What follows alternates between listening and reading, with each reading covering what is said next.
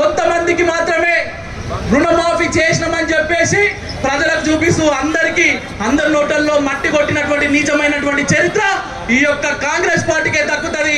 కాబట్టి ఖబర్దార్ కాంగ్రెస్ పార్టీ, ఆ కాంగ్రెస్ పార్టీని పాలిస్తున్నటువంటి రేవంత్ రెడ్డి ఖబర్దార్।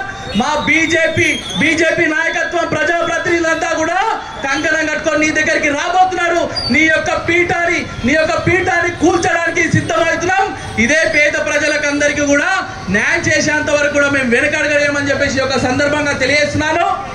రేవంత్ రెడ్డి గారు ఏవైతే 6 హామీలు ఉన్నాయో 6 హామీలు తక్షణమే నువ్వు నిరూపించాలి। లేకపోతే ఈరోజు యువతని రోడ్ల మీద వదిలేసినావు, నోటిఫికేషన్ల విషయంలో యువతని రోడ్ల మీద వేడిసినటువంటి నీచమైనటువంటి ఘనత నీకు మాత్రమే ఉన్నది। అదేవిధంగా మహిళలకు ఇస్తా అన్నటువంటి పథకాలన్నీ కూడా ఎక్కడ చెల్తలేవు। అదేవిధంగా రైతులకు ఇస్తా అన్నటువంటి పథకాలు ఎక్కడ కూడా చేరుతలేవు। ఎస్సీ ఎస్టీలకు ఇస్తా అన్నటువంటి పథకాలన్నీ కూడా ఎక్కడ కూడా చేరుతలేవు। కాబట్టి ఇప్పటికైనా సోయి తెచ్చుకో, నువ్వు ముందు